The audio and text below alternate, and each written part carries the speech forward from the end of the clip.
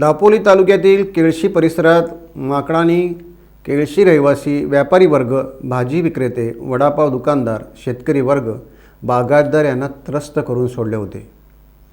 या परिसरात केळशी ग्रामपंचायतीच्या मागणीनुसार दापोलीचे वनविभाग प्रमुख श्री पाटील तसेच शुभांगी गुरव व त्यांचे सहकारी श्री सूरज जगताप आदींनी 20 ते 21 जानेवारी 2025 रोजी 2 दिवस या उपद्रवी माकडांना पकडण्यासाठी पिंजरा लावून मोहीम आखली।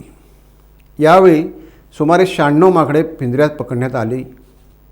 या माकडांना केळी, शेंगदाणे, चपाती आदींचे आमिष दाखवून पिंजऱ्याकडे आकर्षित करण्यात आले। ही माकडे थोड्या थोड्या वेळाने या पिंजऱ्यातील खाद्य खाण्यासाठी येत होती। माकडे पिंजऱ्यात शिरल्यानंतर लगेचच त्या पिंजऱ्याचे दरवाजे बंद होत असत।